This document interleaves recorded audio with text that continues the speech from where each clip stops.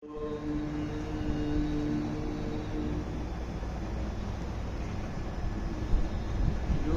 भूतं च भव्यं च सर्वं यश्चाधितिष्ठति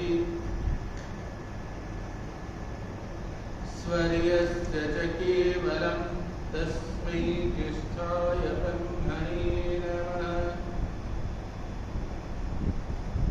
यं ब्रह्मा वरुणेन्द्ररुद्रमरुतः स्तुन्वन्ति दिव्यैस्तवैः वेदैः साङ्गोपदक्रमोपनिषदैः गायन्ति यं सामगाः ध्यानावस्थिततद्गतेन मनसा पश्यन्ति यं योगिनः यस्यान्तं न विदुः सुरासुरगणा देवाय तस्मै नमः। देवाय तस्मै नमः। उपस्थिता मातृशक्ति, धर्मप्रेमी सज्जनों, आर्य समाज के पार्टी के समस्त पदाधिकारीगण, जैसे कि हम लोग केनोपनिषद पर चिंतन कर रहे हैं, आज उसके तीसरे चरण की व्याख्या करेंगे और उसे समझने का प्रयास करेंगे। इस केनोपनिषद के इस प्रसंग को समझने से पहले एक बात को समझना अनिवार्य है।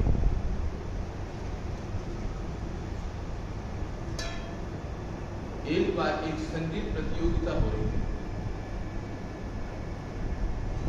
संगीत प्रतियोगिता में बांसुरी की जो धुन है कौन सबसे उत्तम बजा सकता है, इस पर प्रतियोगिता हो रही है।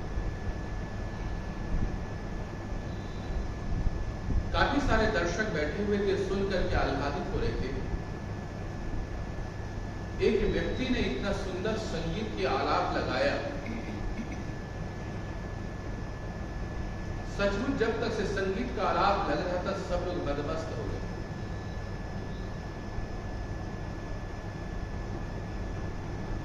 ईश्वर का वरदान था, उसका स्वयं का प्रयत्न था और साथ में निरंतर अभ्यास। इस समस्त शुभ कर्मों का फल उसे इतना अधिक प्राप्त हुआ, उस संगीत प्रतियोगिता में विजयी प्राप्त हुआ। जब सब कुछ समाप्त हो गया, एक व्यक्ति बैठा हुआ था, दर्शक दीर्घा पे, वो उठ करके जब समाप्त हुआ तो उस जो जीतने वाले व्यक्ति के पास जाता है और जाकर के कहता है, मैं तुम्हारी इन उंगलियों को स्पर्श करना चाहता हूं, जिन उंगलियों के थिरकने से इतने सुंदर संगीत की उत्पत्ति, तुम्हारे उस बांसुरी का दर्शन करना चाहता हूं, जिस बांसुरी में कितना सुंदर संगीत की उत्पत्ति होती है। और उसने प्रेम वशात उसके हाथों को लेकर के उनकी उंगलियों को स्पर्श करना शुरू कर दिया। उसे सामान्य उंगली की तरह लगा जैसे औरों का लगता है। उसने उसकी बांसुरी ली, बांसुरी को लेकर के देखा, वही उसमें 7 स्वर वाले छिद्र थे, वही बांसुरी के अंदर निकलने वाली एक साफ सुथरे से ध्वनि प्रवाह के लिए एक सुंदर सा छिद्र जो बांसुरी में होता है वैसा ही था। उसने उसको ध्यान से देखा, आंख लगा करके, तो सामान्य लगा। ऊपर नीचे घुमा करके देखा, उन छिद्रों को स्पर्श करके देखा और उससे एक प्रश्न किया, कहा कि मैं भी क्या इसे फूंक मार सकता हूं। उसके भोलेपन के सामने वो झुक गया। उसने कहा कि बिल्कुल प्रयास करो। अब उसने फूंक मारा, उंगली चलाई, लेकिन कोई ध्वनि उत्पत्ति नहीं।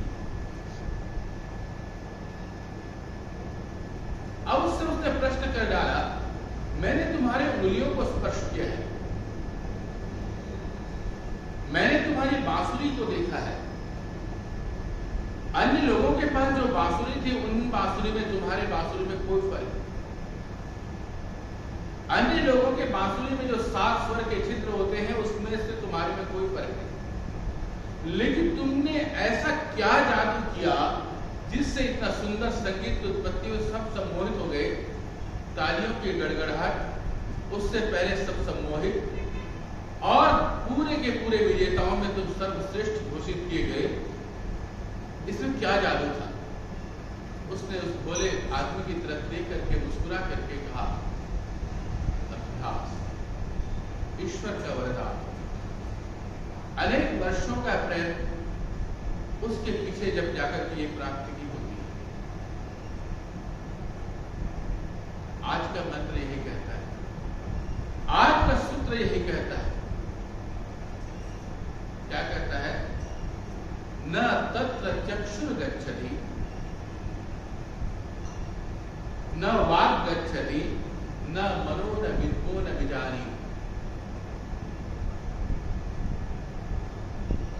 यथैतद् अनुशिष्यात् अन्यदेव तद्विदितात् अति अविददाति इति शुश्रुव पूर्वेषां ये नस्तदृष्टि।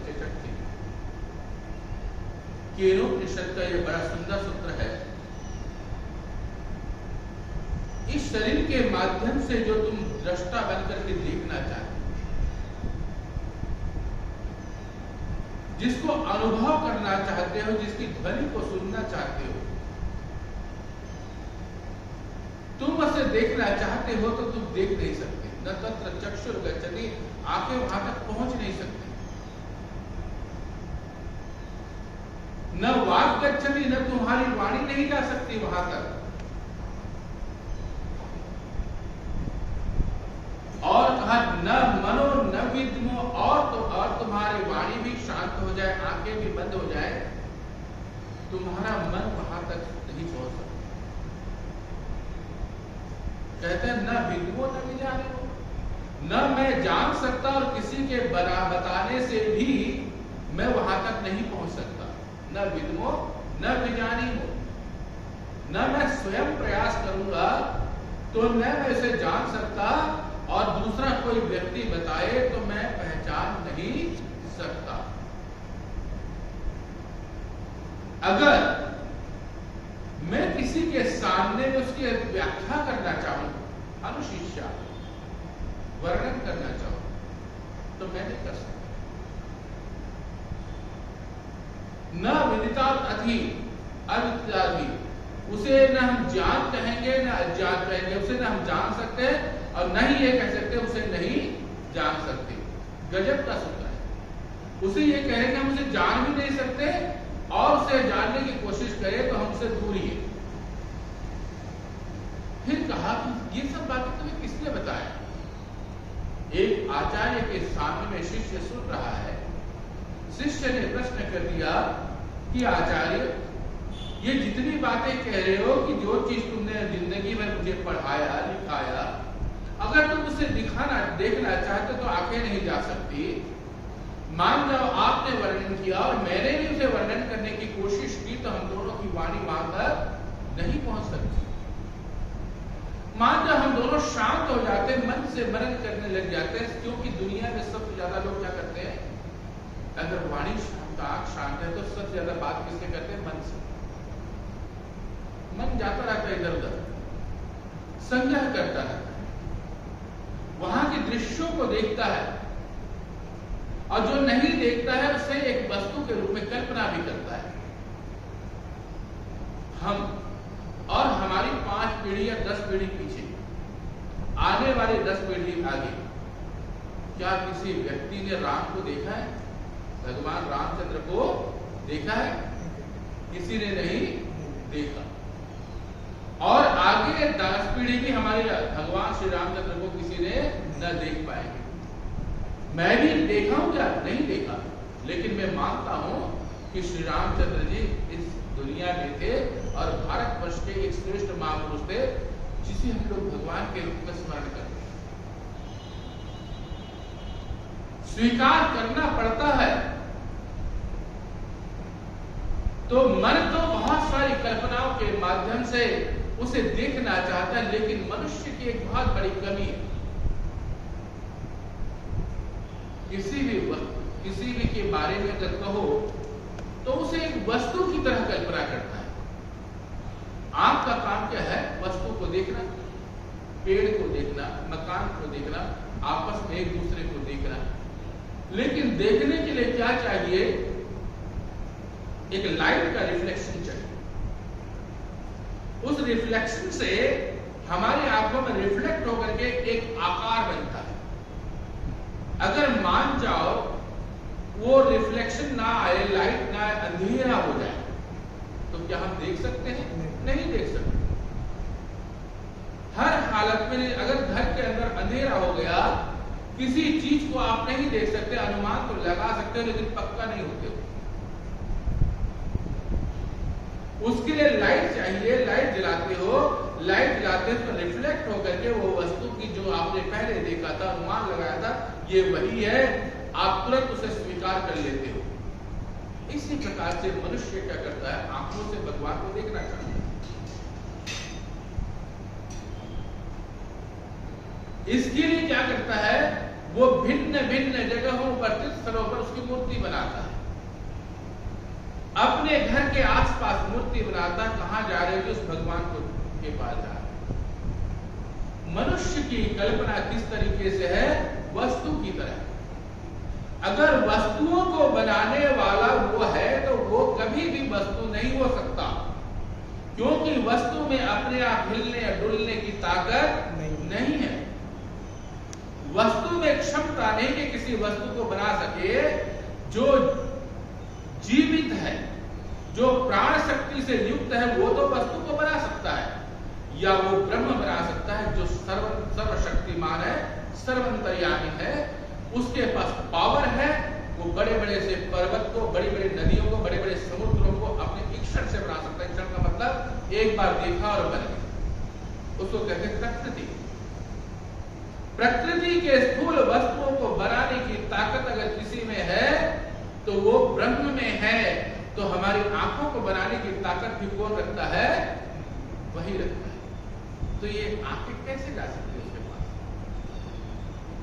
और तो और मजेदार बात है, आंखों में रिफ्लेक्शन चाहने के लिए कुछ दूरी की आवश्यकता होती है। इसी वस्तु, किसी छोटे से वस्तु को आपने यहां से देखा दूर से, और देखने के पश्चात उसे ध्यान से देख के आप समझ जाते हैं कि ये वस्तु है। लेकिन उसी वस्तु को आंख के एकदम करीब ले जाओ तो क्या दिखाई देगा? वो नहीं दिखाई देगा, क्योंकि भगवान सर्वंतर्यामी है, सब जगह है। तो आंख के अंदर भी और आंख के बाहर भी है, तो इतना करीब है कि वो उसको हम लोग देख नहीं सकते। अपने किसी व्यक्ति विशेष को अगर हम देखना चाहें तो हमसे दूर है,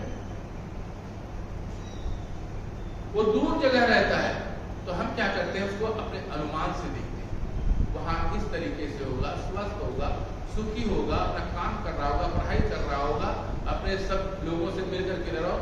सारी कल्पनाओं पे आधारित है। इस समय में कौन देख रहा है? आपकी आंखें नहीं देख रही है, आपका मन देख रहा है। लेकिन उस समय में आपका कोई मित्र आ जाता है, कोई पूछ लिया क्या बात है, शांत शांत हो गए, कुछ सोच रहे हो? तो उस समय में आपका कौन काम करेगा? आपकी वाणी काम करेगी। नहीं, मैं अपने परिवार के सदस्य के बारे में सोच रहा था। लेकिन यहां क्या कह रहे हैं कि वाणी जो है ब्रह्म के विषय में न बात कर सकता और न ही वहां तक पहुंच सकता। बात करने का मतलब क्या है? मन में पहले कल्पना करेंगे। अगर किसी वस्तु के माध्यम से कल्पना करेंगे तो वाणी उसकी व्याख्या कर सकता है। लेकिन जिसको हम स्पर्श करके भी अनुभव नहीं कर सकते, जिसको कल्पनाओं से दूर सिर्फ मात्र अनुभव कर सकते हैं, प्रकाश को सब लोगों ने देखा है। अगर किसी व्यक्ति से हम प्रश्न करें प्रकाश का स्वाद कैसा होता है, कोई बता सकता है? किसी भोज्य वस्तु के स्वाद को तो बता सकते हैं, अभोज्य वस्तु को भी हम जीभ से स्पर्श करके, अनुभव करके या हाथ से स्पर्श करके बता सकते हैं। लेकिन प्रकाश को सभी जानते हैं, सब देखे। अंधेरे को सब जानते हैं, सब देखे हैं, लेकिन अंधेरे का स्वाद कोई नहीं बता सकता। और वाणी किससे प्रकट होती है? जिह्वा से। जिह्वा से हम क्या करते हैं? आस्वादन करते हैं, रस को जानते हैं। वो जिह्वा कैसे बता सकती है उसका स्वाद कैसा है, उसका वर्णन कैसा, उसका रंग रूप आकृति वस्तु की तरह कर सकते हैं, लेकिन वस्तुओं से परे है। तो कहता है कि न विद्मो न विजानी। कई बार ऐसा होता है, हमने बहुत दिनों तक की संध्या उपासना की, धीरे धीरे हम शांत और गहराई की चले गए। अब कुछ ही वर्षों के पश्चात हमारे अंदर इतना वो आभास हो जाता है, दिल करता है कि हम जैसे ही बैठते ही प्रकाश की किरणें आती, दिल करता है इस मंत्र में साक्षात भगवान का दर्शन हो रहा है, थोड़ी सी शांति की झलक होती है। ये अनेक वर्षों के प्रयास से होता है। किसी दिन आपका शांत मन रहे और उस दिन दिल कहेगा कि आज चलो आज संध्या करते हैं या गायत्री की उपासना करते हैं। उस दिन खुशियों से भरे से ओतप्रोत होकर के आप गायत्री का मंत्र उच्चारण करें, संध्या के मंत्र उच्चारण करें, आपका मन और शरीर आह्लादित हो जाता है, खुशियों से भर जाता है। वो जो खुशी क्षण मात्र में मिला, वो भगवान का जरा सा स्वाद है, जरा सा। लेकिन थोड़ी देर के पश्चात जब हम सांसारिक किसी अन्य वस्तुओं में खो जाते हैं, तो वो आह्लाद, वो स्वाद, वो आनंद, वो खुशियां भूल जाते हैं। और फिर अपने किसी व्यक्ति से आप वर्णन करोगे, कल तो मैंने जो संध्या के मंत्र का उच्चारण किया, आनंद आ गया, लगता है स्वयं साक्षात भगवान के दर्शन हो गए। कभी कभी आपका ध्यान बड़े गहराई से लग जाता है, शांत हो जाते हैं, मन खुशियों से भरा है, दिल करता है सब तरफ खुशियों का वातावरण है। वो जरा सा प्रकाश का, आह्लाद का आनंद आता है, प्रभु का आनंद आता है। और आप किसी दोस्तों से, मित्रों से, पारिवारिक जनों से कहते हैं आनंद आ गया, वो जरा सा आह्लाद न विद्मो, आप जान तो चुके हो, थोड़ा सा आस्वाद लिए हो, लेकिन जब उसका वर्णन करोगे तो परिषद कहता है आपने क्षण मात्र का स्वादन लिया, लेकिन निरंतर स्वाद नहीं लिया है, इसीलिए न विद्मो, अभी आपने जाना ही नहीं है। जब निरंतर लगातार काफी देर तक के उसका आनंद लोगे, तो ऐसा लगता है कि क्षण मात्र में उसका आनंद नहीं। न विजानी, अगर हमने सोच कह दिया कि हमने जान लिया है, तो समझ लेना कि जाने नहीं। एक प्रसंग में सुनाना चाहूंगा। कहते हैं तानसेन जब संगीत बजाता था, तो बुझे हुए दिए से भी अग्नि प्रकट होती थी, कहावत है। लेकिन उसकी एक सबसे बड़ी खूबी थी, वो किसी के लिए नहीं बजाता था।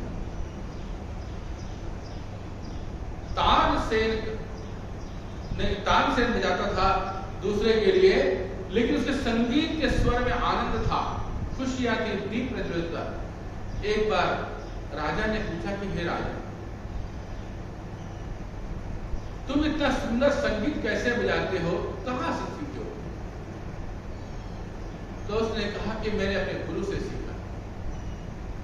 क्या आप अपने गुरु से मिलाओगे?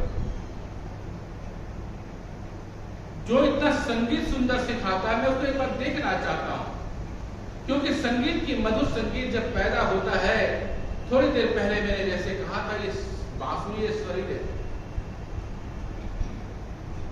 हमारे शरीर के जो सुषुम्ना नाड़ी है, रीढ़ की हड्डी है, यहां मस्तिष्क के निकलते हुए एक रज्जू जाता है, एक रस्सी जाती है, जिसे हम लोग एक नाड़ी के रूप में जानते हैं। और पीठ में वहीं से निकले हुए अलग अलग तंत्रिकाएं निकलती हैं, शायद मुझे पक्का याद नहीं, 8 इधर है और 8 इधर है, 16 है, उससे सारी नाड़ियां जुड़ी हुई है। वही संगीत है और उससे जो ध्वनि उत्पन्न होगी, जिससे नाद उत्पन्न होगा, बार बार जब उच्चारण करोगे तो वो नाद ही आपको क्या करता है, संगीत पैदा करता है। इसीलिए मैंने बांसुरी का उदाहरण दिया। ये शरीर के जो है जब बोलते हैं तो बांसुरी की तरह निकलना चाहिए, ऐसा ऋषियों ने कहा। तो उसके पश्चात तानसेन ने क्या कहा, राजा के रिक्वेस्ट से उसने क्या किया, चलो चलते हैं। एक दिन प्रातः काल दोनों गुरु के पास चल पड़े। जब गए वो ध्यान मग्न बैठे हुए थे कुटिया के नीचे, एक पेड़ के नीचे कुटिया थी, कुटिया में बैठे थे। सामने में एक वीणा पड़ा, तानसेन ने उसे उठाया और जानबूझ करके एक राग छेड़ा, राग के बीच में गलती कर दी। जैसे ही गलती हुई, वो सुंदर उस राग में मग्न से गलती होते उनका आंख खुल गई।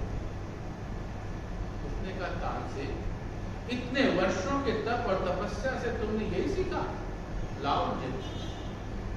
वही वीणा जो सामान्य लकड़ी का बना हुआ है, वही तार जो सामान्य तार से बना हुआ है, उसको लिया और संगीत जैसे ही छेड़ा।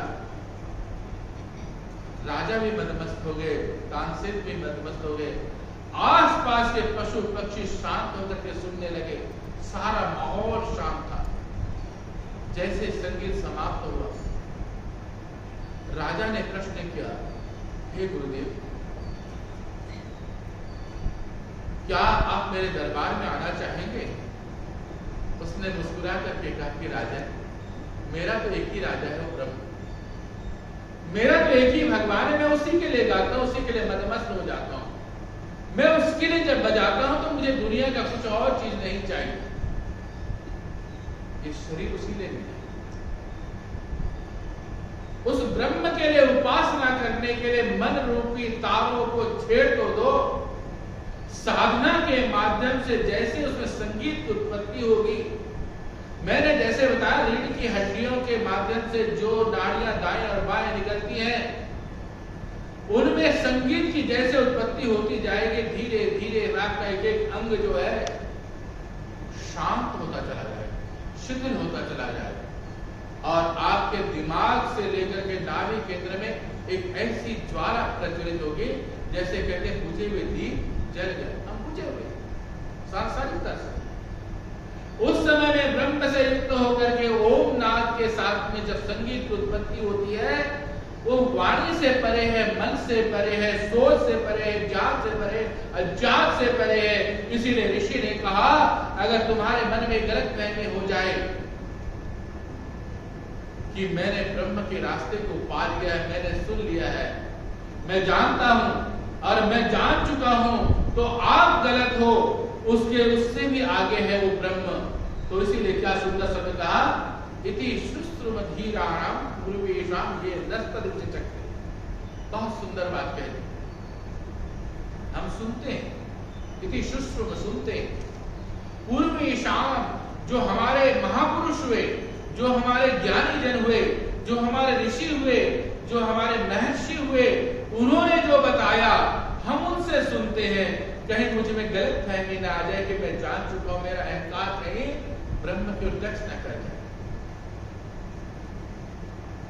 उपनिषद कहता है निरहंकार होगा, सिर्फ अपने शरीर के माध्यम से संगीत की ध्वनि पैदा करो और सिर्फ ये जानो वो ब्रह्म जिसके बारे में तुम इन इंद्रियों को माध्यम बना करके, उंगलियों बना करके, इंद्रियों का काम है, जैसे उंगलियों का काम है ऐसे इंद्रियों का काम है ब्रह्म की तरफ जाना।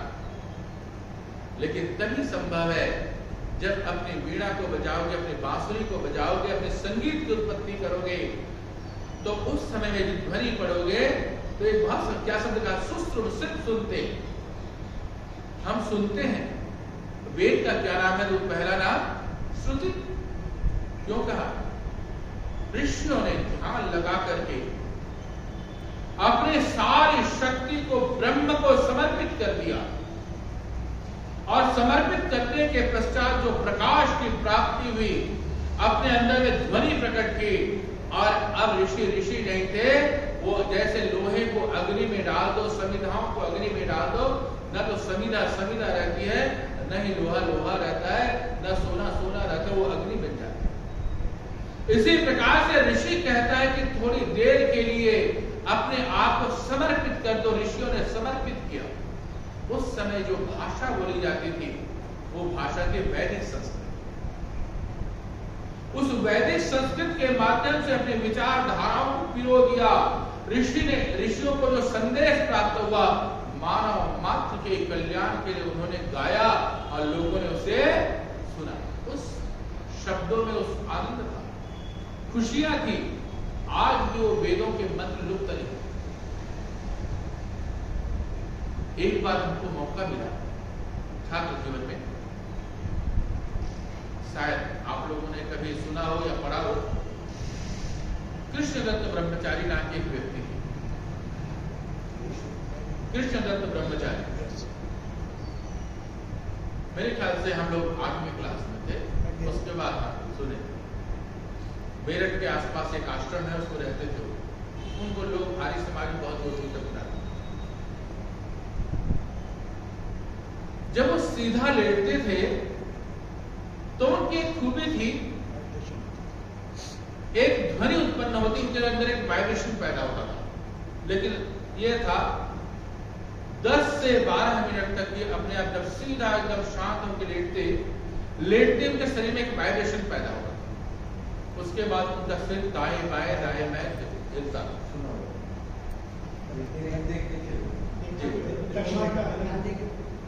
तो वो उस समय 10 मिनट तक की वो मंत्रों का उच्चारण करते थे जो उपनिषदों में होता था और विलुप्त हो गया था। उसको रिकॉर्डिंग किया जाता था। सामने में 4-5 माइक लगाते कि उनका सिर हिलता था, तो जिधर भी जाए ताकि उसकी बनी आ जाए। बड़ा रिसर्च किया विद्वानों, तो समझ में ये आया है तो वैदिक संस्कृत और विलुप्त मंत्रों का ये उच्चारण करते हैं। और उसके पश्चात उनके 2 शिष्य थे। वो शिष्य जब उनको प्रश्न करते थे तो उन प्रश्नों का जवाब इतने सुंदर शब्दों से देते थे, वैदिक भाषा में। और तो और सारे उपनिषद और दर्शन में जो बातें लिखी हुई है, वेदों में जो बातें लिखी है, उसी से संबंध बात करते थे। फिर शिष्य प्रश्न करते थे, बड़े सुंदर उपदेश थे। आर्य समाज के स्टेट में इसको स्वीकार किया गया। क्यों स्वीकार किया गया? तो रिसर्च का मुख्य उद्देश्य था। लेकिन मैं मुख्य बात को, इसको हम भी सुने थे, हमने मुख्य बात इसको नहीं माना ही। जब आत्मा उनकी वहां पहुंच जाती थी बाहर लाखों साल पहले, और वो जो ध्वनि उत्पन्न होती थी इसको एकदम एडॉप्ट कर लेते थे और अपनी वाणी से बोलते थे। हम वो सुनने वाले सुन रहे थे, श्रुति। बाद में उठने के बाद उनसे प्रश्न किया जाता था, क्या आप जानते इस बारे में? मुझे कुछ नहीं पता।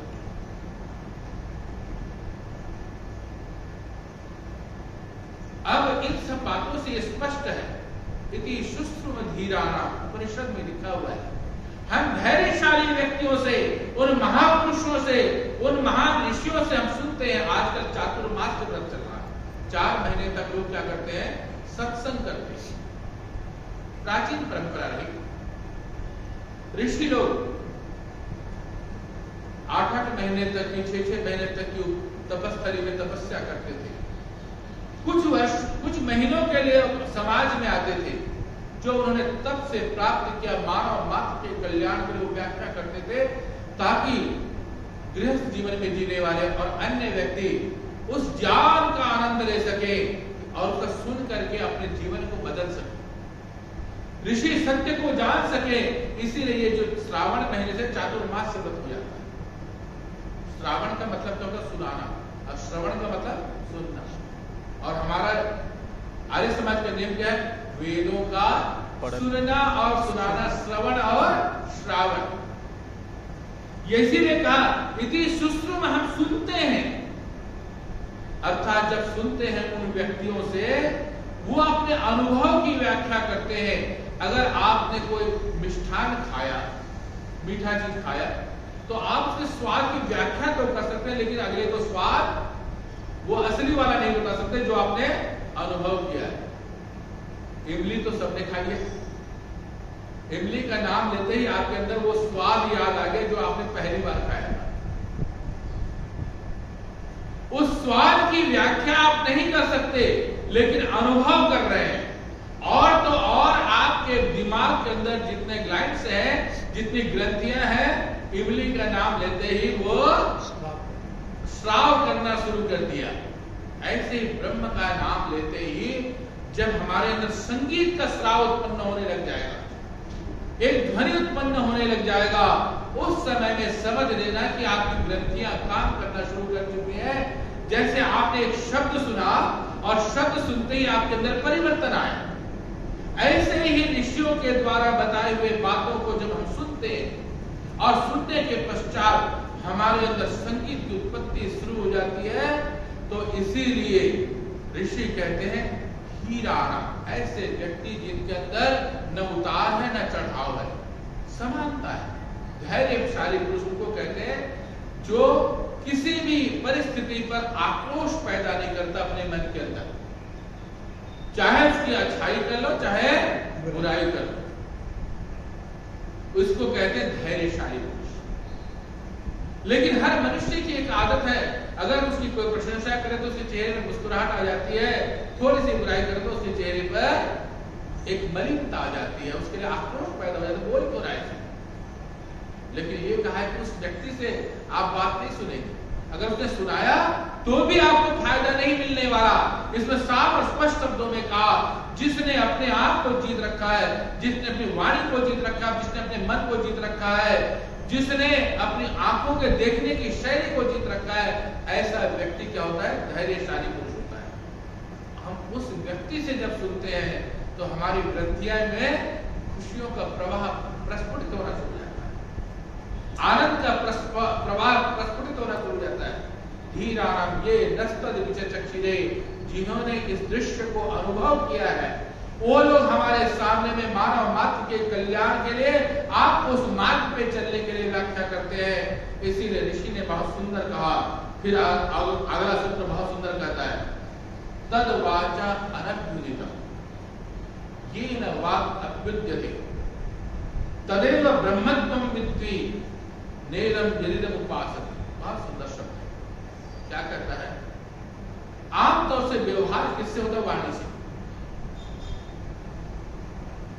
आप घर में एक दूसरे को अपनी बातों को संप्रेषित करते भेजते हैं, उसके हिसाब से फिर घर में काम होता है। आपने घर में आदेश दिया परिवार को, नौकर चाकर को, सभी आपसे जिले हुए व्यक्ति को कि हमने ये करना है, और सब उस वाणी को, शब्द को सुनते उसके लिए तैयार हो गए। सब ने ये कहा कि 10 दिन में हमारे यहाँ फंक्शन आने वाला है, उसकी तैयारी शुरू करी जाए। सब उसके लिए तैयार हो गए और तैयारी करना शुरू कर दिए। हर एक ने अपने अपने जिम्मेदारी संभाल ली। आपकी वाणी की शक्ति ने पारिवारिक काम को आगे बढ़ाना शुरू कर दिया। तो कहा कि वाणी की जो शक्ति है तब पावरफुल होती है। आप परिवार के लिए निस्वार्थ भाव से काम करते हैं तो परिवार में फलीभूत होता है, लेकिन ब्रह्म के लिए क्या करना पड़ता है, ये न वाक् अभ्युद्यते, जिसकी वजह से आपकी वाणी में ताकत आती है, बोलने की शक्ति आती है। पहले उसकी उपासना, फिर बोले। मतलब मूल स्रोत को देखो। लोगों ने आजकल गंगा स्नान करने खूब जाते हैं। कुछ लोग क्या किए, गंगा से और ऊपर चले गए, रुद्रप्रयाग चले गए। रुद्रप्रयाग में क्या देखा, अलकनंदा, भागीरथी और एक नदी और है, तीनों मिल जब जाते हैं, तीनों का पानी का रंग अलग होता है, तब उसका नाम होता है गंगा। फिर लोग चले गए और आगे चले गए तो वहां पर देवप्रयाग पहुंच गए। उससे भी आगे पहुंचेंगे उस स्रोत को जानने के लिए। तो एक स्रोत तो आता है केदारनाथ से, एक स्रोत आता है बद्रीनाथ से, और एक स्रोत आता है गंगोत्री से। तीर्ण स्रोत, उसके मूल स्रोत में जब जाते हैं तो उनको लगता है ये गंगा की उत्पत्ति है। तब लगता है कि हाँ, हमने गंगा को वास्तव में देखा। तो वहां क्या देखा लोगों ने? बड़े बड़े बर्फ के ग्लेशियर, उसमें से पानी टपकता है और वो टपकता हुआ पानी एक स्रोत बनाता है। धीरे धीरे और नदियां इकट्ठी होती चली जाती है। जब तीनों मिल जाता है वो संगम स्थली में, तो बृहद नदी बन जाती है और उसकी स्पीड बढ़ जाती है। जैसे ही वो हरिद्वार में जमीन पर उतर जाती है तो गंगा अवतरित हो गई। मैं तो इस बात को इसलिए समझाना चाहता हूं क्योंकि आजकल श्रावण महीना चल रहा है। श्रावण में शिव की आराधना की जाती है और शिव का जो स्रोत है किससे है? गंगा से है। और गंगा कहां पर है? जटा पे। और वहां पर किसका दूसरा स्थान है? चंद्रमा का है। ये लोगों ने प्रतीक बनाया, लेकिन प्रतीक बनाने वाले से हम आगे चलेंगे जिस दिन हम ध्यान लगा करके अपने आप को ऊपर लेते चलेंगे। मैंने अभी कहा था कि 16,000 जो नाड़ियां हैं उनसे वापस चलो तो 16 नाड़ियों में जाओगे। फिर वो 3 नाड़ियां, तीनों नाड़ियां आकर के मस्तिष्क में इकट्ठा हो जाता है और मस्तिष्क में इकट्ठा होकर के जब ब्रह्मरंध्र में पहुंचता है तो वहां पर जिस समय आप पहुंचोगे आपको चंद्रमा की तरह शांति मिलेगी। आपकी वाणी वहीं से उत्पत्ति है। पहले सोचते हो और सोचने के पश्चात उसमें मिलाकर अपनी भावनाओं को, मैंने ऊंचा बोलना है, प्यार से बोलना है या नहीं बोलना है, कम शब्द बोलना है या ज्यादा शब्द बोलता है, इन भावनाओं को उसमें समेटते हो तब जाकर के वाणी की उत्पत्ति होती है। इसी प्रकार से ये शब्द कह रहा है, इसमें कहा कि जब नेदम यदिदम उपासते, जिस वाणी की तुम लोग करना चाहते हो, ये वाक अभ्युद्युते, तो वाणी की उत्पत्ति वहां से होती है। सबसे पहले आप जब बोलना चाहते हो तो आपका नाभि केंद्र हिलता है, दिमाग का केंद्र हिलता है और वहां से ध्वनि उत्पन्न होता है, आपकी वायु बाहर निकलती है। तो कहता है तदेव ब्रह्मत्वं विद्धि, जब उस समय में शांति मिलेगी, उस समय आपकी आवाज आएगी, उसे तुम किसके नाम से जानोगे? ब्रह्म के नाम से, महाशक्ति के नाम से। तो केनोपनिषद का मंत्र कहता है, क्या कभी आपने इससे प्रश्न किया कि किसने मेरे अंदर वाणी को उत्पत्ति करने की शक्ति दी है? कौन है जो मेरी वाणी में शक्ति देता है और कौन है जो मेरी वाणी के अंदर ताकत देता है और कौन है जो मेरी वाणी के अंदर ऊंचा नीचा गर्म तेज बोलने की शक्ति देता है? अगर जब इस प्रश्न को पढ़ करके जब उसके अंदर धीरे धीरे यात्रा प्रारंभ करोगे तो आपकी यात्रा जो है और तरफ गहराई की ओर जाता जाएगा और गहराई की तरफ जाता जाएगा। तब समझ जाना, जब वहां पर पहुंचोगे तदेव ब्रह्मत्वं विद्धि, सबको ब्रह्म के नाम से। आखिरी मंत्र बड़ा सुंदर है, क्या कहता है? यन मनसा न मनुते ये ना मनोमतम, मन का काम है मनन करना, चिंतन करना। बिना सोच, जो नहीं सोचता तो उसका नाम मन नहीं है, क्योंकि जब मन शांत हो गया तो मन बनने जा। और इंसान हो या कोई भी प्राणी है बिना सोचे रह नहीं सकता। अगर वो नहीं सोचा तो वो गहरी नींद में चला जाएगा। हल्की नींद होते उसे सपने आएंगे, तब भी सोचना शुरू कर देगा। और इतना ही नहीं, जब वो गहरी नींद में सोता है ना तो भी सोचता है, अनुभव से सोचता है। जब सो करके उठता है तब उसे लगता है कि आज तो बड़ा आनंद आ गया, अच्छी गहरी नींद आई, सारी थकावट दूर हो गई, शांत हो गया। तब भी सोच रहा है, लेकिन सोचने का तरीका बदल गया है। जो ज्यादा सोचता है वो सांसारिकता है, कम सोचता है तो शांत हो जाता है, और कम सोचता है तो आधी निद्रा में होता है, और बिल्कुल शांत हो जाता है तो गहरी निद्रा में हो जाता है। और जब जागता भी है और सोचता नहीं है तो ध्यान में, मेडिटेशन। और जब ध्यान में होता है तो एक ही चीज परेशान करता है, क्या करते हैं? मन, मतलब मन नहीं लगता। जैसे आप ध्यान करना शुरू है, परिवार की सारी बातें याद आ जाएंगी, आपके जीवन की सारी बातें याद आ जाएंगी, आपको मन करेगा मैं आंखें खोल दूं, संसार को देखूंगा। जब प्रकाश सामने है तब राहत मिलती है, वो मुझे डर लगा करता है। क्यों? कि आपके अंदर की सारी बातें आपके सामने में आ जा रही है। तो डराने वाला कौन है? नहीं डराने वाला कौन है? मन। मन को चलाने वाला कौन है? कभी इससे प्रश्न करो, हे मन तू चलता किससे? तुझे चलाता कौन है? जिस दिन इस प्रश्न को करना शुरू कर दोगे तो केनोपनिषद में आप उतर जाओगे। केन का मतलब कौन चला रहा है इस मन को? कौन सोचने को मजबूर कर रहा है? क्यों सोचने को मजबूर कर रहा है? क्योंकि मन को हम लोग बदल भी सकते हैं और मन को बनाया भी जाता है। कैसे? एक बालक जब हिंदू घर में पैदा होता है, उसका रहन सहन, भोजन, आवाज, बातचीत, धार्मिक संस्कार सब कुछ कैसा हो जाता है? हिंदू से ओतप्रोत हो जाता है। तो हर बात वो सोचेगा हिंदू परंपरा से। अगर वही बालक पैदा होते ही दूसरे किसी मत के यहां चला गया तो बचपन से उसको वही संस्कार आएगा। तो वो किस विधि से सोचेगा? जिस परिवार में वो पल रहा है उसी संस्कार से वो सोचेगा। पुराने जमाने में लोग जंगलों में रहते थे, शिक्षा नहीं थी। आज भी बहुत तरह लोग जगह आदिवासी लोग रहते हैं जहां पर सरकार संरक्षण देता है। उनके पास सोचने की ताकत नहीं है। ज्यादा से ज्यादा शरीर का जो डिमांड है भोजन, उसको विधिवत भी नहीं जानते कैसा भोजन क्या होना चाहिए।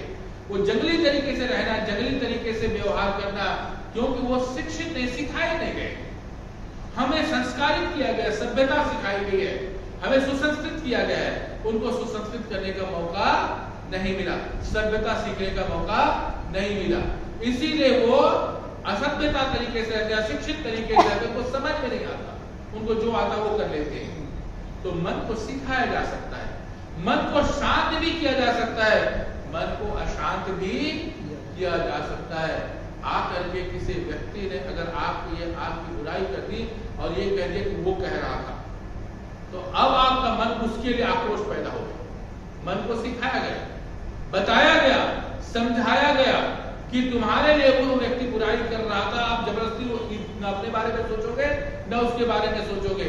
मन आपका पहुंच गया उसके पास, उसके बारे में जानने की कोशिश करा, सिखाया गया।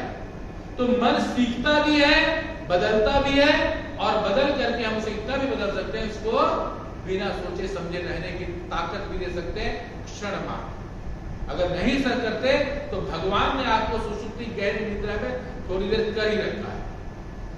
तो इसीलिए कहा कभी प्रश्न तो करो, ऐ मन तुझे किसने कहा सोचने के लिए? क्यों सोचता है?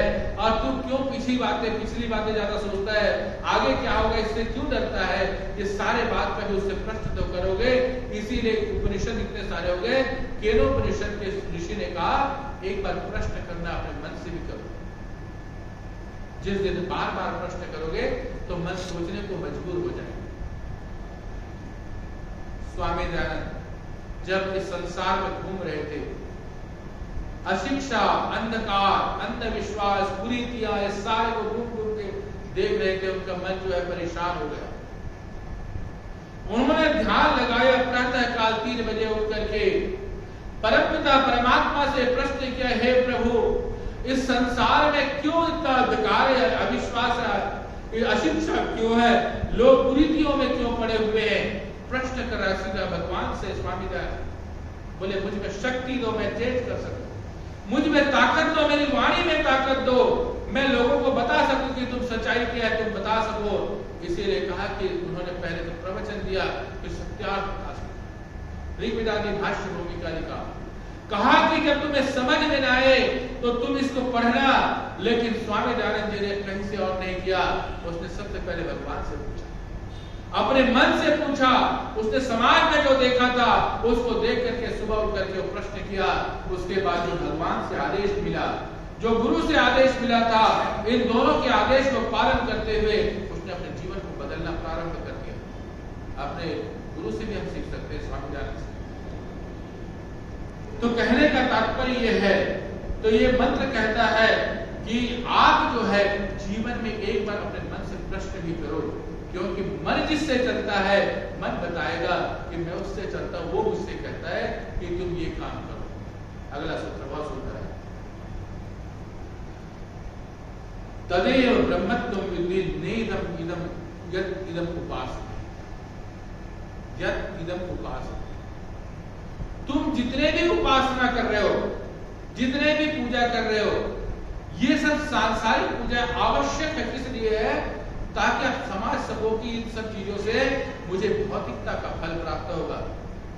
जब मंत्र का उच्चारण करते हो, जब यज्ञ करते हो, तो सुगंधिमय वातावरण से आपका मन शांत होता है, आपके बुरे कर्म दूर होते हैं। कैसे दूर होते हैं? जैसे प्याज के छिलकों को निकालते जाओ, निकालते जाओ, निकालते जाओ, तो लास्ट में कुछ नहीं बचता। इसी प्रकार से ऋषि कहते हैं, आप उसमें क्या करोगे? अपने जीवन में जितने भी कर्म के कर्म फलों को निकालते जाओ, ब्रह्म को समर्पित करते जाओ, फिर निकालो, ब्रह्म को समर्पित करो, प्रतिदिन करो, प्रतिदिन करो, करते जाओ, करते जाओ। एक दिन ऐसा समय आएगा कुछ भी नहीं बचेगा। जो कुछ नहीं बचेगा तो वहां पर भी कुछ बचेगा, क्योंकि वहां पर तुम देखोगे, प्रकाश से देखोगे। दाएं बाएं छिलके पड़े हुए हैं, तो प्रकाश के रिफ्लेक्शन से छिलकों को देख रहे हो, लेकिन जो कुछ भी नहीं बचा उस जगह को भी तुम लोग किससे देख रहे हो? प्रकाश से देख रहे हो। तो बाकी लास्ट में क्या बचा? प्रकाश। लास्ट ये प्रकाश तो भौतिक प्रकाश है, सूर्य का प्रकाश है। सूर्य की उत्पत्ति किसने की, क्यों की? कभी ये प्रश्न करें, उसने हमारे लिए प्रकाश क्यों भेजा?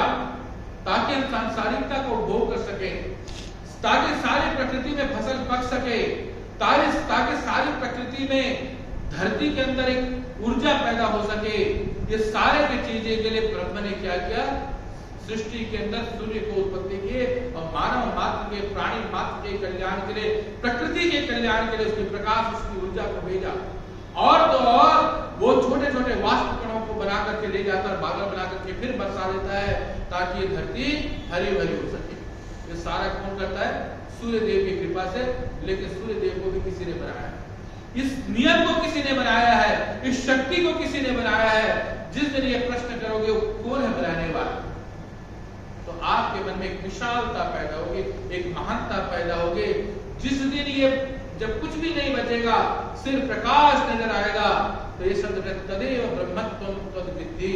तुम जिसके लिए उपासना कर रहे हो, जिसके लिए ये प्रार्थना कर रहे हो, जिसको जानना चाहते हो, मात्र वही प्रकाश, वही ऊर्जा तुम्हारे मन से परे, तुम्हारे मस्तिष्क के पास उस एक ऊर्जा ही ऊर्जा, एक प्रकाश ही प्रकाश नजर आएगा। तदेव ब्रह्मत्वं, वही तुम्हारा ब्रह्म। दुनिया में कहीं और ब्रह्म नहीं। इस ब्रह्म को प्राप्त जिस दिन करोगे, इसके लिए तुम्हारे अंदर ही प्रश्न करेगा।